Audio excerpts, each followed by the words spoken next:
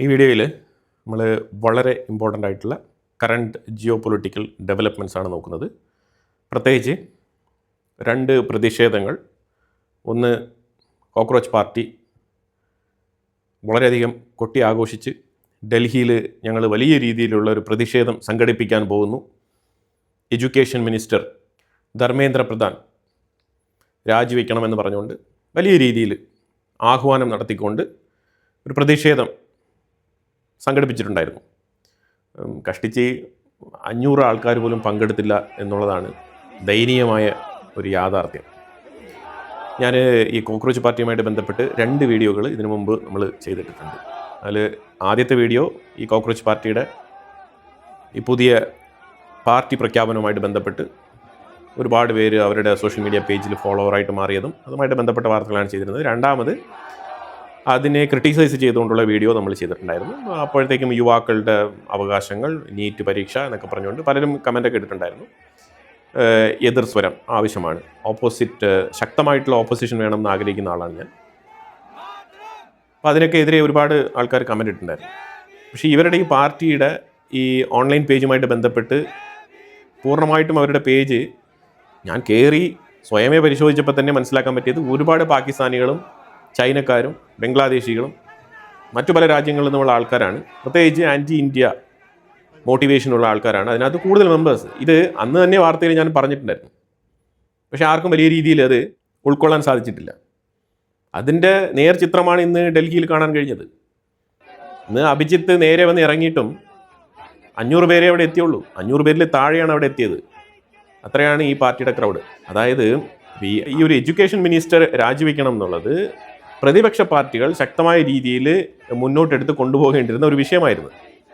എന്തുകൊണ്ടോ പ്രതിപക്ഷം നിരന്തരം ചില നിർണായകമായിട്ടുള്ള വിഷയങ്ങളിൽ പരാജയപ്പെടുന്നു. ജനങ്ങൾക്ക് വേണ്ടി അഡ്രസ്സ് ചെയ്യേണ്ട വിഷയങ്ങളിൽ നിന്നും മാറിയിട്ട് പ്രതിപക്ഷത്തിൻ്റെ ഫോക്കസ് എപ്പോഴും അവരുടെ പാർട്ടിക്കുള്ളിലുള്ള ഗ്രൂപ്പിസവും ഘടകകക്ഷികളും അതുപോലെ അവരുടെ നേതൃത്വ നിരയിലേക്ക് വരേണ്ട ആൾക്കാരെ സെലക്ട് ചെയ്യാനുള്ള തത്രപ്പാടും, പല രീതിയിൽ അവർ ഇൻറ്റർണൽ കലാമിറ്റിയിലാണ് അവർ പലപ്പോഴായിട്ട്. പിന്നെ ഇപ്പോൾ 10-60 പാർട്ടികളെല്ലാം കൂടി ചേർന്നിട്ട് ഒരുമിച്ച് ഇന്ത്യ മുന്നണി എന്നാണ് ഇപ്പോഴത്തെ പ്രതിപക്ഷം. അതിൽ തന്നെ മമതാ ബാനർജിക്ക് പണ്ടേ ഒരു കമ്പമുണ്ടായിരുന്നു, നേതൃത്വ നിരയിൽ വരണം, ഇന്ത്യയുടെ പ്രധാനമന്ത്രിയാകണം എന്നൊക്കെ ആഗ്രഹിച്ചിരുന്ന ആളാണ് മമതാ ബാനർജി. മമതാ ബാനർജിയുടെ ഇന്നത്തെ അവസ്ഥ ഞാൻ കൂടുതൽ പൊളിറ്റിക്സിലേക്ക് പോകുന്നില്ല. പക്ഷേ ഈ നീറ്റ് പരീക്ഷയുടെ ക്വസ്റ്റ്യൻ പേപ്പർ ലീക്കായതുമായിട്ട് ബന്ധപ്പെട്ട വിഷയത്തിൽ കൃത്യമായിട്ടുള്ള ഇടപെടൽ പ്രതിപക്ഷം നടത്തിയിട്ടില്ല എന്നുള്ളതാണ് എൻ്റെ അഭിപ്രായം. ഇപ്പം ഈ കോക്രോച്ച് പാർട്ടി എന്ന് പറയുന്നത് ഒരു പുതിയ ന്യൂജൻ പാർട്ടിയാണ് എന്നുള്ള തരത്തിൽ ഇവർ ഇതിനെ പ്രഖ്യാപിക്കാനും അതിലേക്ക് ഓൺലൈനിൽ അവർക്ക് കിട്ടിയ ആ ഒരു വെൽക്കമിങ്, അല്ലാന്നുണ്ടെങ്കിൽ ആ ഒരു ക്രൗഡ് ഡയറക്റ്റായിട്ട് കിട്ടിയിട്ടില്ല. എന്താണ് അതിന് കാരണം? സംഭവം വേറെ ഒന്നുമില്ല. ഇൻസ്റ്റാഗ്രാമിലൊക്കെ ഒരു പേജ് തുടങ്ങിയിട്ട്, ട്വിറ്ററിലൊക്കെ ഒരു പേജ് തുടങ്ങിയിട്ട് കുറേ ബോട്ട് ലൈക്കുകളും ബോട്ട് ഫോളോവേഴ്സിനെയൊക്കെ ഉണ്ടാക്കാൻ പറ്റും. പണം കൊടുത്താൽ എന്താണ് കിട്ടാത്തത്? നിങ്ങൾക്ക് വേണമെങ്കിൽ ഒരു പേജ് തുടങ്ങിക്കഴിഞ്ഞാൽ മില്യൺ കണക്കിൽ ഫോളോവേഴ്സിനെ കൊണ്ടുവരാനുള്ള വഴികളിന്നുണ്ട്. മറ്റു വഴികളിലൂടെ അങ്ങനെ ഉണ്ടാക്കാൻ പറ്റും. അപ്പോൾ അഭിജിത്ത് DK അയാളുടെ കോക്രോച്ച് പാർട്ടി നനഞ്ഞ പടക്കം പോലെ ആയിത്തീർന്നിരിക്കുന്നു. അടുത്ത പ്രതിഷേധമാണ് അൽബേനിയയിൽ. ഈ അൽബേനിയ എന്ന് പറഞ്ഞ രാജ്യം വളരെ മനോഹരമായിട്ടുള്ള രാജ്യമാണ്. പണ്ട് അൽബേനിയ ഇറ്റലിയുടെ കീഴിലായിരുന്നു. അൽബേനിയയിൽ നിന്നുള്ളൊരു വ്യക്തി ഇന്ത്യക്കുള്ളിൽ ഒരു മഹത് വ്യക്തിയായിട്ട് വാഴ്ത്തപ്പെടുന്നുണ്ട്. പുള്ളിക്കാരുടെ പേരാണ് ആഗ്നസ്. ആരാണ് ആഗ്നസ്? ആഗ്നസ് എന്ന് പറഞ്ഞാൽ ആർക്കും പെട്ടെന്ന് മനസ്സിലാവത്തില്ല. മദർ തെരേസ, അവരുടെ ആക്ച്വൽ നെയിമാണ് ആഗ്നസ്. ഈ ആഗ്നസിൻ്റെ സ്ഥലമാണ് അൽബേനിയ. അൽബേനിയ നാട്ടുകാരിയാണ്. അവരാണ് കൊൽക്കത്തയിൽ വന്നിട്ട് കുഷ്ഠരോഗികളെ ചികിത്സിച്ച് പിന്നീട് മദർ തെരേസയായിട്ട് അറിയപ്പെട്ടത്. അപ്പോൾ ഇറ്റലിക്ക് കീഴിലിരുന്ന ഈ രാജ്യം 1947 ഒരു 50s ആ ഒരു ടൈം ലൈനിലാണ് ശരിക്കും ഇറ്റലി ഈ അൽബേനിയയെ വിട്ടുകൊടുക്കുന്നത്. അതുമാത്രമല്ല, അതിനെ തുടർന്ന് ആ സൈഡിലുള്ള ദ്വീപുകളെല്ലാം തന്നെ വിട്ടുകൊടുക്കുന്നതും ആ ഒരു ടൈം ലൈനിലാണ്. അതിലൊരു ദ്വീപാണ് സജാൻ ഐലൻഡ് എന്ന് പറഞ്ഞ ഐലൻഡ്. ഈ ഐലൻഡാണ് ട്രംപിൻ്റെ മരുമകനായിട്ടുള്ള ജറദ് കുഷ്ണർ സ്വന്തമാക്കിയത്. എനിവേ അതിൻ്റെ പോരാട്ടം ഇപ്പോഴും തുടരുകയാണ്. പോരാട്ടം വേറെ ഒന്നുമല്ല, ഫെൻസിങ് അടിച്ച് മറച്ചതാണ് വലിയ പ്രശ്നമായത്. ഇതിനു മുമ്പ് ജറദ് കുഷ്ണർ ഗാസയിൽ ഇതേപോലൊരു പ്ലാൻ ഡ്രാഫ്റ്റ് ചെയ്ത് കൊടുത്തിട്ടുണ്ടായിരുന്നു. അത് നടപ്പിലാക്കാൻ വേണ്ടിയിട്ട് ട്രംപ് പലതരത്തിലുള്ള ട്വീറ്റുകളൊക്കെ പ്രഖ്യാപിച്ചതാണ്. പല വീഡിയോ ഫൂട്ടേജസ് വരെ അവർ പബ്ലിഷ് ചെയ്തതാണ്. അപ്പോൾ അവർക്ക് റിയാലിറ്റി മനസ്സിലായി. ഗാസയിൽ അവർ ഉദ്ദേശിച്ചതുപോലെ ഒരു ടൂറിസ്റ്റ് ഡെസ്റ്റിനേഷൻ സാധ്യമല്ല. അവിടെ ടൂറിസ്റ്റായിട്ട് പോയി കിടന്ന് ഉറങ്ങിക്കൊണ്ടിരിക്കുമ്പോൾ അവിടെ ചാവേർ ആക്രമണങ്ങൾ ഉണ്ടാകാനുള്ള സാധ്യതയുണ്ട്. അപ്പോൾ അത് മനസ്സിലാക്കിക്കൊണ്ട് ജറദ് കുഷ്ണർ പല സ്ഥലങ്ങളിലേക്ക് മാറ്റി മാറ്റി പിച്ച് ചെയ്യുമായിരുന്നു. അപ്പോൾ മെഡിറ്ററേനിയനിൽ തന്നെ ഒരു ദ്വീപ് കൈയടക്കാൻ കഴിയുക, അതിനെ ടൂറിസ്റ്റ് ഹോട്ടൽസുമായിട്ട് ബന്ധപ്പെട്ട് റിസോർട്ടുകളൊക്കെ പണിത് വലിയ രീതിയിലുള്ള ഒരു കച്ചവടത്തിന് പ്ലാൻ ചെയ്യുക എന്നുള്ളത് നല്ലൊരു പദ്ധതിയായിരുന്നു. കാരണം സൗദി രാജാവ് കൊടുത്ത 2 ബില്യൺ കയ്യിലുണ്ടേ. അപ്പോൾ പോരാഞ്ഞിട്ട് ജറദ് കുഷ്ണർ ജൂവും കൂടിയാണ്. ഇപ്പോൾ ഇസ്രായേലി പാർട്ട്നേഴ്സ് കുറേ ഉണ്ട് അതിനകത്ത്. അപ്പോൾ ഇവരെല്ലാവരും കൂടി ചേർന്നിട്ട് നല്ലൊരു പ്ലാനാണ് ചെയ്തത്. അപ്പോൾ എന്തായാലും ട്രംപിൻ്റെ പദ്ധതികളാണ് ഇതൊക്കെ. കുടുംബക്കാരെ നന്നാക്കാൻ വേണ്ടിയിട്ട് ട്രംപ് പല പ്രവർത്തികളും ചെയ്യുന്നു എന്നുള്ളത് ഞാൻ ഫ്രീക്വൻ്റ് ആയിട്ട് പറഞ്ഞിട്ടുണ്ട്. ഈവൻ സ്റ്റോക്ക് മാർക്കറ്റ് മാനിപ്പുലേറ്റ് ചെയ്യാൻ വേണ്ടിയിട്ട് തലേ ദിവസം തന്നെ നാളെ എടുക്കാൻ പോകുന്ന തീരുമാനങ്ങൾ എന്താണെന്നുള്ളത് കുടുംബക്കാരെ അറിയിച്ചിട്ടാണ് തീരുമാനങ്ങൾ എടുത്തുകൊണ്ടിരുന്നത്. ഈ ചൂഷണമാണ് ട്രംപ് നടത്തിക്കൊണ്ടിരിക്കുന്നത്. ഇപ്പം ഈ റിയൽ എസ്റ്റേറ്റ് മേഖലയുമായിട്ട് ബന്ധപ്പെട്ട് ആണ് ഇവർ ഈ ഐലൻഡ് സ്വന്തമാക്കിയത്. ഇതേപോലെ ട്രംപിൻ്റെ ഫാമിലിക്ക് മൊത്തത്തിലുള്ള കച്ചവടമാണ് ഈ real estate business, developer business, അതേപോലെ ഇങ്ങനെ റിസോർട്ട് മേഖലയിൽ ഹോട്ടൽ ഇൻഡസ്ട്രിയുമായിട്ട് ബന്ധപ്പെട്ട ഹോസ്പിറ്റാലിറ്റി ബിസിനസ്.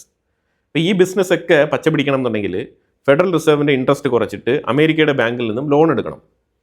ട്രംപിൻ്റെ കുടുംബക്കാർ കുറേ പേര് ലോൺ എടുക്കാൻ തയ്യാറായി നിൽക്കുകയാണ് ഇതേപോലത്തെ ബിസിനസ്സുകളൊക്കെ ചെയ്യാൻ വേണ്ടിയിട്ട്.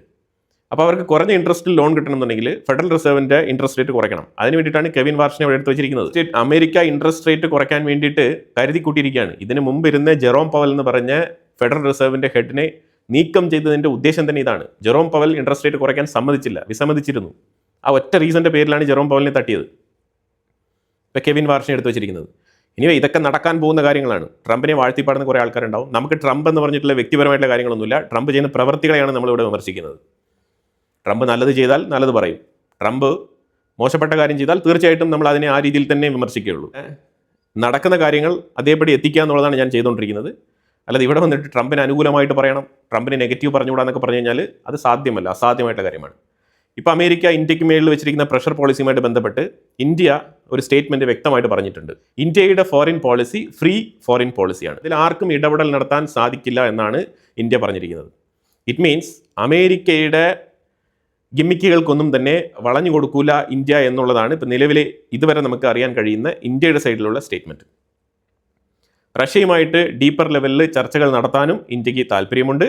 അതുമായിട്ട് ബന്ധപ്പെട്ട് പോസിറ്റീവ് റെസ്പോൺസ് തന്നെയാണ് ഇന്ത്യയുടെ സൈഡിൽ നിന്നും പ്രകടിപ്പിച്ചിരിക്കുന്നത്. പ്രധാനമായിട്ട് റഷ്യ ഉക്രൈൻ യുദ്ധം അവസാനിപ്പിക്കുന്നതുമായിട്ട് ബന്ധപ്പെട്ട് സെലൻസ്കി പുടിന് ഒരു കത്ത് അയച്ചിട്ടുണ്ടെന്നുള്ളത് ഞാൻ ഇതിനു മുമ്പുള്ള വാർത്തയിൽ പറഞ്ഞിട്ടുണ്ടായിരുന്നു. ആ കത്തിൽ മെൻഷൻ ചെയ്തിരുന്ന രീതി അനുസരിച്ച് റഷ്യ അത് ഒരു പോസിറ്റീവായിട്ടുള്ള ഒരു ലെറ്ററായിട്ട് കരുതുന്നില്ല. അതിന് പകരം ഉക്രൈനുമായിട്ട് ഇപ്പം നിലവിൽ ചർച്ചയില്ല എന്നാണ് പുടിൻ പറഞ്ഞിരിക്കുന്നത്. പ്രധാനപ്പെട്ട കാരണം ആ കത്ത് ഒരു യുദ്ധം അവസാനിപ്പിക്കുന്ന തരത്തിലല്ല സെലൻസ്കി എഴുതിയിരിക്കുന്നത്. സെലൻസ്കി വൻ വിജയക്കുതിപ്പിലേക്ക് പൊയ്ക്കൊണ്ടിരിക്കുന്നതായിട്ടും റഷ്യയെ നാളെ തന്നെ യുദ്ധം ചെയ്ത് പൂർണ്ണമായിട്ട് കീഴടക്കാനുള്ള ശേഷി ഉക്രൈൻ ഉണ്ട് എന്നുള്ള തരത്തിലാണ് ആ കത്ത് സെലൻസ്കി എഴുതിയിരിക്കുന്നത്. അപ്പോൾ അതുകൊണ്ട് പുടിൻ അതിനെ മാറ്റി വെച്ചിരിക്കുകയാണ്, ചർച്ചയില്ല എന്നാണ് പറഞ്ഞിരിക്കുന്നത്. അപ്പോൾ അതിനെ തുടർന്ന് വീണ്ടും ഉക്രൈൻ റഷ്യക്കുള്ളിൽ സെൻറ്റ് പീറ്റേഴ്സ്ബർഗിൽ ഒരു ആക്രമണം നടത്തിയിട്ടുണ്ട്. അതുകൂടാഞ്ഞിട്ട് ഈ കത്തെഴുതുന്ന ദിവസം തന്നെ ഒരു റഷ്യൻ കപ്പലിന് നേരെയും ഒരു ആക്രമണം നടത്തിയിട്ടുണ്ട്. ഇനി റഷ്യ തീർച്ചയായിട്ടും അവരുടെ സൈഡിൽ നിന്നുള്ള തിരിച്ചടി ഉടനെ തുടങ്ങും. ഇതാണ് നിലവിലെ റഷ്യ ഉക്രൈനുമായിട്ട് ബന്ധപ്പെട്ട സ്റ്റേറ്റസ്. ഇനി നമ്മൾ നേരെ മിഡിൽ ഈസ്റ്റിൽ ലെബനാൻ ഇസ്രായേലിലേക്ക് വരികയാണെന്നുണ്ടെങ്കിൽ ഇസ്രായേൽ ഗാസയ്ക്കുള്ളിൽ അറ്റാക്ക് നടത്തിക്കൊണ്ടിരിക്കുകയാണ്. അതുപോലെ തന്നെ ലെബനൻ്റെ ഉള്ളിൽ യഥാർത്ഥ ഹിസ്ബുള്ളക്കൾ വീടുകളിൽ ഉറങ്ങിക്കിടന്നിരുന്ന ഹിസ്ബുള്ള അല്ല എന്ന് പറഞ്ഞുകൊണ്ട് ഹിസ്ബുള്ളയെ അനുകൂലിക്കുന്ന ചില അനുയായികളുണ്ട് ഹിസ്ബുള്ളയ്ക്ക്. അങ്ങനെ കുറച്ച് ആൾക്കാരുണ്ട്. അതായത് ഹിസ്ബുള്ളയുടെ കർദൽ ഹസൻ ബാങ്കിൽ നിന്ന് ലോൺ എടുത്തവർ, ഹിസ്ബുള്ളയുടെ ഓഫീസിൽ ചെന്ന് കഷ്ടങ്ങളും നഷ്ടങ്ങളും പറഞ്ഞ് പൈസ കടം വാങ്ങിച്ചവർ, ഇങ്ങനെയുള്ള കുറേ ആൾക്കാരുണ്ട്. ഇവർ ലെബനൻ ഫോഴ്സിനെ തടയുകയാണ്.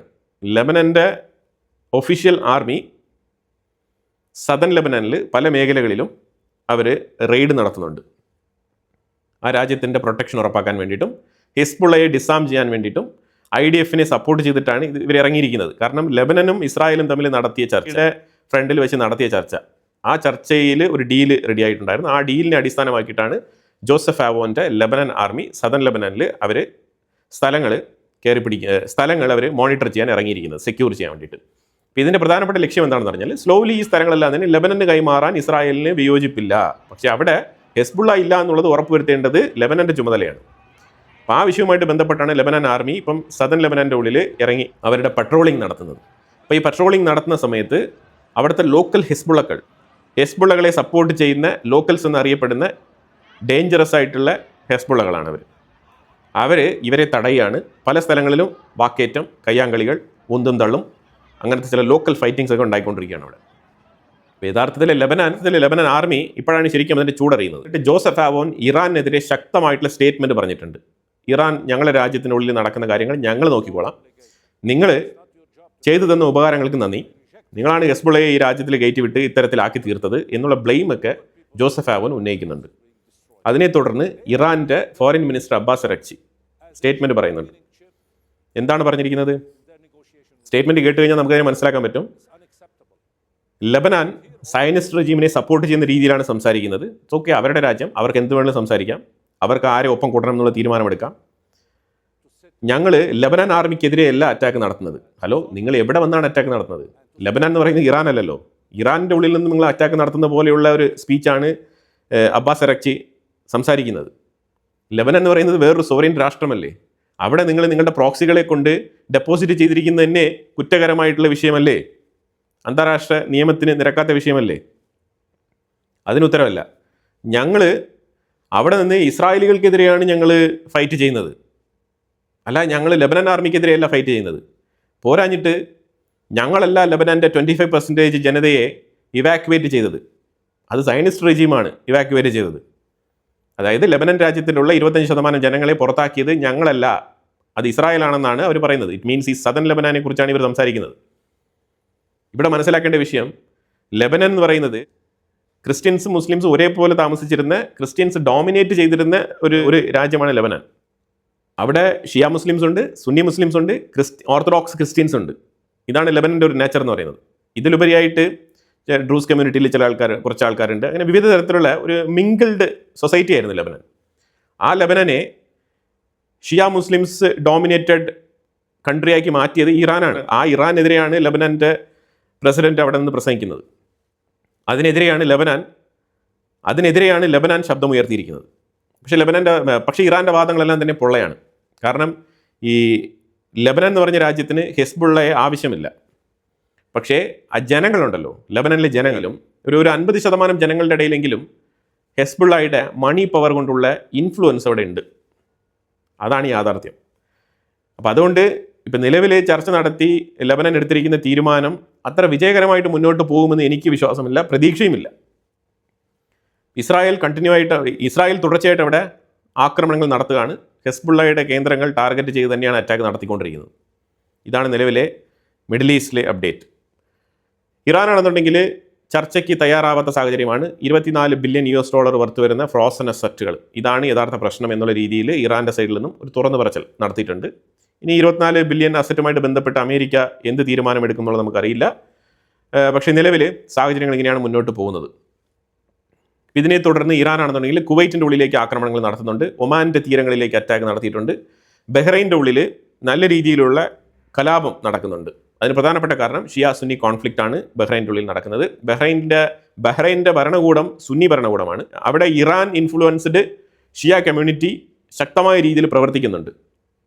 അപ്പോൾ ഇതിനെതിരെ ബഹ്റൈൻ്റെ ഗവൺമെൻറ് ഇതിനെ ഒഫീഷ്യലായിട്ട് സ്റ്റേറ്റ്മെൻറ്റ് പുറത്തിറക്കിയിട്ടുണ്ട്. അപ്പോൾ ഈ ഷിയ കമ്മ്യൂണിറ്റിയും ഈ സുന്നി കമ്മ്യൂണിറ്റിയും തമ്മിലുള്ള ഒരു തർക്കം ബഹ്റൈൻ്റെ ഉള്ളിൽ നടക്കുന്നുണ്ട്. ഇന്നലെ നല്ല രീതിയിലുള്ള കലാപമായിരുന്നു. അങ്ങോട്ടും ഇങ്ങോട്ടും കല്ലേറും പെട്രോൾ കുപ്പി ബോംബുകളൊക്കെ അങ്ങോട്ടും ഇങ്ങോട്ടും എറിഞ്ഞുകൊണ്ടുള്ള അടിയും ബഹളമൊക്കെ നടക്കുന്നുണ്ട്. ഗവൺമെൻറ്റിൻ്റെ ഫോഴ്സ് ഒരു സൈഡിൽ ക്രമസമാധാന നില ഉറപ്പുവരുത്താൻ വേണ്ടിയിട്ട് ഫുൾ ടൈം പെട്രോളിംഗ് നടത്തി ഈ കലാപക്കാരെ അടിച്ചമർത്താൻ വേണ്ടിയിട്ട് ശ്രമിക്കുന്നുണ്ട്. പക്ഷേ ബഹ്റൈൻ്റെ ഉള്ളിൽ ഈ ഒരു ക്ലാഷ് നടക്കുകയാണ്. കാരണം ഇറാനാണ്. ഇറാൻ കണ്ടിന്യൂസ്ലി കുവൈറ്റിനെ ടാർഗറ്റ് ചെയ്തുകൊണ്ടിരിക്കുകയാണ്. മിസൈലുകൾ അയച്ചതായിട്ടും അത് ഇൻ്റർസെപ്റ്റ് ചെയ്യപ്പെട്ടതായിട്ടൊക്കെ പറയുന്നുണ്ട്. പക്ഷേ ഇറാൻ കൃത്യമായിട്ട് ഞങ്ങൾ ടാർഗറ്റ് അച്ചീവ് ചെയ്തിട്ടുണ്ടെന്നൊക്കെയാണ് പറയുന്നത്. ഇതുമായിട്ട് ബന്ധപ്പെട്ട കൺഫർമേഷൻ സെൻകോം ഇതുവരെ പറഞ്ഞിട്ടില്ല. ഈ റഷ്യയും ഉക്രൈനുമായിട്ട് ബന്ധപ്പെട്ട ഒരു പോയിന്റ് കൂടി പറയാനുള്ളത്, ഈ മരിയോപോൾ എന്ന് പറഞ്ഞൊരു സ്ഥലം, ആ സ്ഥലത്തിൻ്റെ വീഡിയോ ഞാനിവിടെ കാണിക്കുന്നുണ്ട്. ഇത് ഉക്രൈൻ്റെ കൈവശം ഉണ്ടായിരുന്ന സ്ഥലം, പിന്നീട് ഇത് റഷ്യയുടെ കൈവശമായി. റഷ്യ ഈ സ്ഥലം കുറേ കാലം കൊണ്ടേ മെയിൻറ്റെയിൻ ചെയ്യുന്നുണ്ട്. ഈ മരിയോപോളിൽ നടന്നുകൊണ്ടിരിക്കുന്ന കൺസ്ട്രക്ഷൻസ്, എന്ത് തരത്തിലുള്ള ഡെവലപ്മെൻറ്റ്സ് ആണ് അവിടെ നടക്കുന്നത്, എത്രമാത്രം ബിൽഡിങ്സ് ആണ് അവിടെ ഉയർന്ന് പൊങ്ങിയിരിക്കുന്നത്, അവിടുത്തെ ജനങ്ങൾ ഒരു പുതിയ ലൈഫിലേക്ക് മാറിയിരിക്കുകയാണ്. അവിടെ കുട്ടികൾക്ക് കൃത്യമായിട്ടുള്ള എഡ്യൂക്കേഷൻ കൊടുക്കുന്നുണ്ട്. വളരെ സ്ട്രക്ചേർഡ് ആയിട്ടുള്ള ഒരു ലൈഫ് അവിടെ മെയിൻറ്റെയിൻ ചെയ്ത് പോകുന്നുണ്ട് മരിയോപോളിൽ. ഇങ്ങനത്തെ ഒരു സ്ഥലം ഉക്രൈനിന് റഷ്യ വീണ്ടും കൈമാറും എന്ന് നിങ്ങൾക്ക് തോന്നുന്നുണ്ടോ? എനിക്ക് തോന്നുന്നില്ല. കാരണം അവിടെ അത്രമാത്രം ഇൻവെസ്റ്റ്മെൻറ്റ് നടത്തി കൃത്യമായിട്ടുള്ള കൺസ്ട്രക്ഷൻ കാര്യങ്ങളൊക്കെ നടക്കുകയാണ്. അപ്പാർട്ട്മെൻറ്റുകളൊക്കെ നല്ല രീതിയിൽ പണിയുന്നുണ്ട്. ഈ മരിയോപോൾ എന്ന് പറഞ്ഞ സ്ഥലം റഷ്യ ഒരിക്കലും വിട്ടുകൊടുക്കാൻ തയ്യാറാവാത്തൊരു സ്ഥലമാണ്. അപ്പോൾ ഇങ്ങനെ നിരവധി പ്രശ്നങ്ങൾ ഉക്രൈനും റഷ്യയും തമ്മിൽ സോൾവ് ചെയ്യാൻ പറ്റാത്ത രീതിയിൽ നിലനിൽക്കുന്നുണ്ട്. ഈ സ്ഥലങ്ങളൊക്കെ ഒരിക്കലും റഷ്യ വിട്ടുകൊടുക്കാൻ തയ്യാറാവില്ല. അപ്പോൾ അതുകൊണ്ട് റഷ്യ ഉക്രൈൻ യുദ്ധം ഒരു നോൺ സ്റ്റോപ്പ് ഇഷ്യൂ ആയിട്ട് തുടരും. അതുപോലെ US സെനറ്റ് 500% താരിഫ്, റഷ്യയുമായിട്ട് ട്രേഡ് ചെയ്യുന്ന ആൾക്കാർക്കെതിരെ, രാജ്യങ്ങൾക്കെതിരെ 500% താരിഫ് എന്ന് പറഞ്ഞ ആ ഒരു തീരുമാനം അത് വളരെ വളരെ ബാഡ് ആയിട്ടുള്ള ഒരു ഡിസിഷനാണ്. അത് US ബാക്ക് ഫയർ ചെയ്യുമെന്നാണ് അമേരിക്കയുടെ ഉള്ളിൽ നിന്ന് തന്നെ വിദഗ്ധർ വിലയിരുത്തുന്നത്. 500% താരിഫൊക്കെ അതൊക്കെ വല്ലാത്ത രീതിയിലുള്ള താരിഫാണ് അത് അമേരിക്കയ്ക്ക് ദോഷം ചെയ്യുമെന്നാണ് വിലയിരുത്തൽ. എനിവേ അമേരിക്ക 500 1000 എത്രയോ താരിഫ് ഇട്ടുകൊണ്ട് അവിടെ ഇരിക്കട്ടെ, നമ്മളത് മൈൻഡ് ചെയ്യേണ്ട ആവശ്യമില്ല. നമ്മളൊരു കാര്യം മനസ്സിലാക്കേണ്ടത്, പലരും വിചാരിക്കുന്ന പോലെ അമേരിക്ക വലിയ സാമ്രാജ്യത്വ ശക്തിയാണ്, ശരിക്കും അവർ ഡോളർ ബേസ്ഡ് എക്കോണമിയാണ്. ഓക്കെ, ഡോളർ ബേസ്ഡ് എക്കോണമി ഈ 500% താരിഫ്, 1000% താരിഫ്, ഈ ഭീഷണികൾക്കൊന്നും വഴങ്ങേണ്ട ആവശ്യമില്ല. നമ്മളുടെ ഫോറിൻ പോളിസി ഫ്രീ ഫോറിൻ പോളിസിയാണ്. ഇപ്പം ഇന്ത്യ ബ്രഹ്മോസ് എന്ന് പറഞ്ഞിട്ടൊരു മിസൈൽ വിൽക്കുന്നുണ്ട് അല്ലേ, നമ്മൾ ഫിലിപ്പൈൻസിന് അത് വിറ്റു. 2ാമത്തെ യൂണിറ്റ് സപ്ലൈ ചെയ്യുന്നതുമായിട്ട് ബന്ധപ്പെട്ട അടുത്ത എഗ്രിമെൻറ്റ് ഫിലിപ്പൈൻസ് സൈൻ ചെയ്തിട്ടുണ്ട്. 350-400 മില്യൺ വർത്ത് വരുന്ന കരാറുകളാണ് അതൊക്കെ. അതുപോലെ വിയറ്റ്നാം സൈൻ ചെയ്തിട്ടുണ്ട്. ഇനി ഇന്തോനേഷ്യ ആ ലൈനപ്പിൽ നിൽക്കുകയാണ്. ഈ ബ്രഹ്മോസ് ആരുടെ പ്രൊഡക്റ്റാണ്? റഷ്യയും ഇന്ത്യയും ജോയിൻറ്റ് വെഞ്ചറിൽ ഉൽപ്പാദിപ്പിച്ച സാധനമല്ലേ ബ്രഹ്മോസ്. വിജയകരമായിട്ട് മുന്നോട്ട് പോകുന്നില്ലേ? അതുപോലെ Su-57 ആയിക്കോട്ടെ, പാസഞ്ചർ എയർക്രാഫ്റ്റ് ആയിക്കോട്ടെ, ഇതെല്ലാം തന്നെ വിജയകരമായിട്ട് ഇന്ത്യക്ക് ചെയ്യാൻ പറ്റും. പക്ഷേ ഇതിനെല്ലാം തടസ്സമാരാണ് അമേരിക്ക. അപ്പോൾ അമേരിക്ക ഇന്ത്യയുടെ വളർച്ച ആഗ്രഹിക്കുന്ന രാജ്യമാണോ? ഒരിക്കലുമില്ല. ഇന്ത്യയുടെ വളർച്ച അമേരിക്കയുടെ കണ്ണുകടിയാണ്. ഇതിങ്ങനെ തന്നെ പറയേണ്ടി വരും. ഇന്ത്യയുടെ വളർച്ച ആഗ്രഹിക്കുന്ന രാജ്യമല്ല അമേരിക്ക. അമേരിക്കയുടെ ആഗ്രഹം അമേരിക്ക ഫസ്റ്റ്, അമേരിക്ക നമ്പർ 1 ആവണം. നമ്മൾ കോടിക്കണക്കിൽ റുപ്പി എക്സ്ചേഞ്ച് ചെയ്ത് അമേരിക്കയ്ക്ക് കൊടുത്ത് അമേരിക്കൻ ഡോളറിൽ സാധനങ്ങളങ്ങ് വാങ്ങിക്കണം. ഇതാണ് അമേരിക്കയുടെ തീരുമാനം. ഇന്ത്യയും അമേരിക്കയും തമ്മിൽ $500 ബില്യൺ വർത്ത് വരുന്ന ട്രേഡ് എക്കോണമി ആയിട്ട് മാറണം എന്നുള്ളതാണ് ഇന്ത്യയുടെ താല്പര്യം. സ്ട്രോങ് ആയിട്ടുള്ള താല്പര്യമാണ്. അമേരിക്കയുടെ സെനറ്റിനും നന്നായിട്ട് അറിയാം, ഇന്ത്യ അമേരിക്കയുമായിട്ട് ഒരു സസ്റ്റൈനബിൾ, വളരെ സ്ട്രോങ് ആയിട്ടുള്ള ഒരു ട്രേഡ് ബന്ധമാണ് ആഗ്രഹിക്കുന്നത്. സ്ഥായിയായിട്ടുള്ള ബന്ധം, സ്ട്രാറ്റജിക് പാർട്ട്ണർഷിപ്പ്, സ്ഥിരതയാർന്ന ഒരു ബന്ധം. പക്ഷെ അതല്ല അമേരിക്കയുടെ നിലപാട്. അമേരിക്ക ഈ വ്യാപാര ബന്ധം വെച്ചുകൊണ്ട് നമ്മൾ ചെറുതായിട്ട് അങ്ങോട്ട് നനങ്ങിയ നമ്മളുടെ തമ്മിലുള്ള വ്യാപാര കരാർ തെറ്റും. ഒരു ഇങ്ങനെ 24/7 നമ്മളെ മുൾമുനയിൽ നിർത്തിക്കൊണ്ടുള്ള ഒരു വ്യാപാരം നമുക്ക് പറ്റത്തില്ല. ഇപ്പം നമുക്ക് പറഞ്ഞിരിക്കുന്നത് 12.5% താരിഫാണ് ഇന്ത്യക്ക് വരാൻ പോകുന്നത്. അതാണ് ഇപ്പോൾ പൊതുവിൽ മനസ്സിലാക്കാൻ പറ്റുന്നത്. 12.5% താരിഫ്. ഇറ്റ്സ് ഓക്കെ, 18%-ക്കാളും ബെറ്ററാണ്. ഇനി ഇതിൻ്റെ മറവിൽ ഒരു കാര്യങ്ങളും സംസാരിച്ചിട്ടില്ല. ഇതിൻ്റെ മറവിലുള്ള ഒരേ ഒരു കാര്യം വേണമെങ്കിൽ ഞാൻ പറയാം. അതായത് ആയുധങ്ങൾ, ഇന്ത്യക്ക് വേണ്ട ആയുധങ്ങൾ, പ്രത്യേകിച്ച് ഇന്ത്യക്ക് ഉപയോഗപ്പെടുത്തുന്ന രീതിയിലുള്ള ആയുധങ്ങൾ അമേരിക്കയുടെ പക്കലുണ്ടെങ്കിൽ നമ്മൾ വാങ്ങിക്കും, പ്രയോറിറ്റൈസ് ചെയ്യും, അത് നമ്മൾ പരിഗണിക്കും. അതല്ലാതെ നമ്മൾ ആ രാജ്യവുമായിട്ട് ബന്ധം വയ്ക്കാൻ പാടില്ല, ഈ രാജ്യവുമായിട്ട് ബന്ധം വയ്ക്കാൻ പാടില്ല, ഇത്തരത്തിലുള്ള നിർദ്ദേശങ്ങളും ഉപദേശങ്ങളൊന്നും തന്നെ ഇന്ത്യ ഏറ്റെടുക്കില്ല. അങ്ങനെ ഒരു സംഗതി വരുന്നുവെങ്കിൽ വ്യാപാരം വേണ്ടാന്ന് വെക്കും ഇന്ത്യ. അതാണ് ഇന്ത്യയുടെ നിലപാട്. നമുക്കേ വളരാനുണ്ട്, വളരണം, ആഗ്രഹങ്ങളൊക്കെ നമുക്കുണ്ട്. പക്ഷെ അതിന് വേണ്ടിയിട്ട് അമേരിക്ക പറയുന്ന എന്തിനും തയ്യാറായിട്ടുള്ളൊരു വളർച്ച അത് ഇന്ത്യ ആഗ്രഹിക്കുന്നില്ല. അതില്ലാതെ തന്നെ നമുക്ക് വളരാനുള്ള മാർഗ്ഗങ്ങളുണ്ട്. നല്ല രീതിയിൽ പ്രൊഡക്ഷൻ നമ്മൾ ചെയ്തു കഴിഞ്ഞാൽ നമുക്ക് എക്സ്പോർട്ട് ചെയ്യാൻ പറ്റും, പല രാജ്യങ്ങളിലേക്കും എക്സ്പോർട്ട് ചെയ്യാൻ പറ്റും. ഇപ്പം അമേരിക്കയുടെ ട്രേഡ് ഇപ്പം 100 ബില്യൺ ആ ഒരു റേഞ്ചല്ലേ ഉള്ളൂ. അതിൻ്റെ ഇമ്പാക്റ്റ് അല്ലേ ഇന്ത്യക്കുള്ളിൽ വരാൻ പോകുന്നത്. 500 ബില്യൺ എന്ന് പറയുമ്പോഴത്തേക്കും ഇന്ത്യയുടെ GDP വല്ലാത്ത രീതിയിൽ വികസിച്ചിരിക്കുന്ന ഒരു സാഹചര്യത്തിലേ 500 ബില്യൺ ആവുള്ളൂ അമേരിക്കയുമായിട്ടുള്ള ട്രേഡ്. അപ്പം അതുകൊണ്ട് അതെങ്ങനെ മാനേജ് ചെയ്യണം എന്നുള്ളത് ഇന്ത്യ വളരെ കൃത്യമായിട്ട് പ്ലാൻ ചെയ്ത് മുന്നോട്ട് നീങ്ങുകയാണ്. അതുകൊണ്ടാണ് ഫ്രീ ഫോറിൻ പോളിസി പറഞ്ഞിരിക്കുന്നത് ബ്രിക്സ് ശക്തിപ്പെടുത്താൻ പോവുകയാണ്. അങ്ങനെയൊരു വാർത്ത വരുന്നുണ്ട്. ബ്രിക്സ് കൂട്ടായ്മ ശക്തിപ്പെടുത്താൻ വേണ്ടിയിട്ട് തീരുമാനമായിട്ടുണ്ട്. ചൈനയുമായിട്ടൊരു ടെലിഫോൺ കോൺവെർസേഷൻ നടത്തിയിട്ടുണ്ട്. അതേപോലെ തന്നെ റഷ്യയും ചൈനയും ഇന്ത്യയും കൂടി ചേർന്നിട്ട് ബ്രിക്സ് ശക്തിപ്പെടുത്താനാണ് തീരുമാനിച്ചിരിക്കുന്നത്. ഇത് ഡൊണാൾഡ് ട്രംപിൻ്റെ ഒരു മിസ്റ്റേക്കാണ്. ഡൊണാൾഡ് ട്രംപ് അനാവശ്യമായിട്ട് ബ്രിക്സ് കൂട്ടായ്മയെ ട്രിഗർ ചെയ്യാണ്. ഇപ്പോൾ ഇന്ന് തന്നെ ബ്രിക്സുമായിട്ട് ബന്ധപ്പെട്ട സ്റ്റേറ്റ്മെൻറ്റ് പുറത്തു വന്നിരിക്കുന്നത് 49% ഗ്ലോബൽ ഷെയർ പോപ്പുലേഷൻ ബ്രിക്സിലുണ്ട്, എക്കോണമി ബ്രിക്സിലുണ്ട്. G7 അത്രയും പോരാ, 18% G7 ഗ്ലോബൽ ഷെയർ. അപ്പം ഇത്തരത്തിൽ എക്കോണമിയും പോപ്പുലേഷനും വെച്ചുകൊണ്ടിരിക്കുന്ന ബ്രിക്സ് സംഘടന എന്തുകൊണ്ടും അമേരിക്കയ്ക്കെതിരെ നിലപാടെടുക്കാൻ പ്രാപ്തരാകും. ബ്രിക്സ് സംഘടനയെ തകർക്കാൻ വേണ്ടിയിട്ടാണ് ട്രംപ് ഇൻഡയറക്റ്റ് ആയിട്ട് പല കാര്യങ്ങളും ചെയ്തുകൊണ്ടിരിക്കുന്നത്. ഇന്ത്യയെ ഫോക്കസ് ചെയ്ത് താരിഫുമായിട്ട് ബന്ധപ്പെട്ട വിഷയമായി, ഇപ്പോൾ ഇന്ത്യയെ ഫോക്കസ് ചെയ്യുന്ന വിഷയമായി, ഇന്ത്യയെ ടാർഗറ്റ് ചെയ്യുന്ന വിഷയമായിക്കോട്ടെ, ചൈനയെ ടാർഗറ്റ് ചെയ്യുന്ന വിഷയമായിക്കോട്ടെ, ഇറാൻ്റെ മേലൊരു ഓപ്പർച്യൂണിറ്റി, യുറേനിയം എന്ന് പറഞ്ഞിട്ടുള്ള ഓപ്പർച്യൂണിറ്റി കിട്ടി, അതുകൊണ്ട് ഇറാനെയും ടാർഗറ്റ് ചെയ്ത്. അപ്പോൾ ഇതെല്ലാം തന്നെ ബ്രിക്സിൽപ്പെട്ട രാജ്യങ്ങളാണ്. ചൈന, ഇന്ത്യ, റഷ്യ, ഇറാനൊക്കെ ബ്രിക്സിൽ മേജർ രാജ്യങ്ങളാണ്. ബ്രസീൽ, ഈ രാജ്യങ്ങളൊക്കെയാണ് ടാർഗറ്റ് ചെയ്യുന്നത്. സൗത്ത് ആഫ്രിക്ക, നോക്കൂ, ഒറ്റ രാജ്യങ്ങളെ പോലും വിട്ടുവെച്ചിട്ടില്ല. ഇന്ത്യയെ ശരിക്കും അമേരിക്കയ്ക്ക് വേണം. അതുകൊണ്ടാണ് ഇന്ത്യയുമായിട്ടൊരു 50-50 നിലപാടെടുത്തിരിക്കുന്നത്. എന്തിനു ഭേദം ചൈനയ്ക്ക് എതിരെ നിലപാട് ശക്തമായി എടുക്കുന്ന അമേരിക്ക ചൈനയിലേക്ക് സന്ദർശനം നടത്തി. എന്തുകൊണ്ട്? അതാണ് അവരുടെ പോരായ്മ. കാരണം ബ്രിക്സ് രാജ്യങ്ങളെ എതിർക്കണം, അതേസമയം ബ്രിക്സ് രാജ്യങ്ങളുടെ ഡിപ്പെൻഡൻസി ഒഴിവാക്കാനും പറ്റുന്നില്ല. അതാണ് അമേരിക്കയുടെ അവസ്ഥ. അപ്പോൾ ഈ സാഹചര്യത്തിൽ ബ്രിക്സ് രാജ്യങ്ങൾ ശക്തിപ്പെടുത്താൻ ഇന്ത്യ തീരുമാനിച്ചിട്ടുണ്ട്. അത് ഒരു കണക്കിന് നല്ലതാണ്. ഏതെങ്കിലും തരത്തിൽ ഒരു റിറ്റാലിയേഷൻ ആവശ്യമാണ്. ബ്രിക്സ് രാജ്യങ്ങളിൽ 49% ആണ് അതിൻ്റെ ഒരു സ്ട്രെങ്ത് എന്നുണ്ടെങ്കിൽ അതിനോടൊപ്പം ഗ്ലോബൽ സൗത്തും കൂടി ചേർന്ന് കഴിഞ്ഞാൽ ശക്തമായ രീതിയിൽ മുന്നോട്ട് കൊണ്ടുപോകാൻ പറ്റും. ട്രംപ് ശരിക്കും പറഞ്ഞാൽ മിസ്റ്റേക്കാണ് ചെയ്തുകൊണ്ടിരിക്കുന്നത്. ട്രംപ് ഇറാൻ യുദ്ധം കണ്ടിന്യൂ ചെയ്യുന്നോ ഇല്ലയോ അതെല്ലാം വേറെ വിഷയം. പക്ഷേ ഈ ബ്രിക്സ് രാജ്യങ്ങളെ ടാർഗറ്റ് ചെയ്യുന്ന ആ ഒരു രീതിയിൽ നിന്ന് മാറിയില്ല എന്നുണ്ടെങ്കിൽ അത് അമേരിക്കയ്ക്ക് തന്നെയാണ് ദോഷം ചെയ്യാൻ പോകുന്നത്. ലോകത്തുള്ള എല്ലാ രാജ്യങ്ങൾക്കും ഉപരോധം ഏർപ്പെടുത്തിയിട്ട് അമേരിക്ക അങ്ങ് ജസ്റ്റ് സുഖമായിട്ട് അങ്ങ് മുന്നോട്ട് പോകാൻ പറ്റുമോ? ഒരിക്കലുമില്ല. ഇപ്പം തന്നെ ബ്രിക്സ് രാജ്യങ്ങൾ തമ്മിൽ 1 ട്രില്യൺ ട്രേഡാണ് റെക്കോർഡ് ചെയ്തിരിക്കുന്നത്. 1 ട്രില്യൺ. യൂറോപ്പിനെ കുറിച്ച് റഷ്യ പറഞ്ഞത് യൂറോപ്പ് സ്വയമേ അവർ മറ്റുള്ള രാജ്യങ്ങൾക്ക് ഉപരോധം ഏർപ്പെടുത്തിക്കൊണ്ട് അവർ സ്വയം നശിക്കുകയാണ്, അവർ സ്വയമേ അവരുടെ എക്കോണമിയെ സ്ട്രിപ്പ് ഔട്ട് ചെയ്തുകൊണ്ടിരിക്കുകയാണെന്നാണ് ഇന്നലെ പറഞ്ഞു വെച്ചത്. അത് യാഥാർത്ഥ്യമാണ്, അത് സത്യസന്ധമായിട്ടുള്ള വിഷയമാണ്. ഇന്നലെ ഒരു റിപ്പോർട്ട് പുറത്തു വന്നിട്ടുണ്ട്. ആ റിപ്പോർട്ട് വേറെ ഒന്നുമല്ല, റൊമാനിയയിലേക്ക് ഡ്രോൺ ആക്രമണം നടത്തി റഷ്യ എന്ന് പറഞ്ഞിട്ട് വലിയ രീതിയിലുള്ള കോലാഹലമായിരുന്നു. അതിനെ തുടർന്ന് ഡീപ്പായിട്ടുള്ള ഇൻവെസ്റ്റിഗേഷനിൽ തെളിവ് സഹിതം പുറത്തു വന്നിരിക്കുന്നത് റൊമാനിയയിൽ പോയി പതിച്ച ഡ്രോൺ ഉക്രൈൻ അയച്ച ഡ്രോൺ ആണെന്നാണ് ഇപ്പോൾ വാർത്ത വന്നുകൊണ്ടിരിക്കുന്നത്. ഇതാണ് മനസ്സിലാക്കേണ്ടത്. സെലൻസ്കി മനഃപൂർവ്വം അയച്ചായിരിക്കും. പല ഡ്രോണുകൾ വന്നുകൊണ്ടിരിക്കുമ്പോൾ ഇപ്പോൾ ഇന്നലെ 700 സംതിങ് ഡ്രോണാണ് റഷ്യ ഉക്രൈനിലേക്ക് അയച്ചത്. ഇന്നലെ സെലൻസ്കിക്ക് യുദ്ധം അവസാനിപ്പിക്കാൻ താല്പര്യമില്ല, അതാണ് യാഥാർത്ഥ്യം. അതിൻ്റെ ഇടയിൽ കൂടെ എങ്ങനെയെങ്കിലും റഷ്യക്കിട്ട് പണിയാൻ വേണ്ടിയിട്ട് നാറ്റോ രാജ്യങ്ങളെ ഒപ്പം കൂട്ടാൻ വേണ്ടിയിട്ടും ഇടയ്ക്കിടയ്ക്ക് നാറ്റോ രാജ്യങ്ങൾക്കുള്ളിൽ ഡ്രോണുകൾ അയക്കുക, റോക്കറ്റുകൾ അയക്കുക, ഈ പരിപാടികളൊക്കെ സെലൻസ്കി ചെയ്യുന്നുണ്ട്. ഇതിനു മുമ്പ് പോളണ്ടിലേക്കും ഇതേപോലെ ഒരു പ്രവൃത്തി ചെയ്തിട്ടുണ്ടായിരുന്നു. പൈപ്പ് ലൈൻ കട്ട് ചെയ്തത് അത് ഉക്രൈൻ്റെ ഇൻ്റലിജൻസ് ഉദ്യോഗസ്ഥനാണ് യൂറോപ്പിലേക്കുള്ള പൈപ്പ് ലൈൻ കട്ട് ചെയ്തത്, നാറ്റോ രാജ്യങ്ങൾക്കുള്ള പൈപ്പ് ലൈൻ കട്ട് ചെയ്തത്.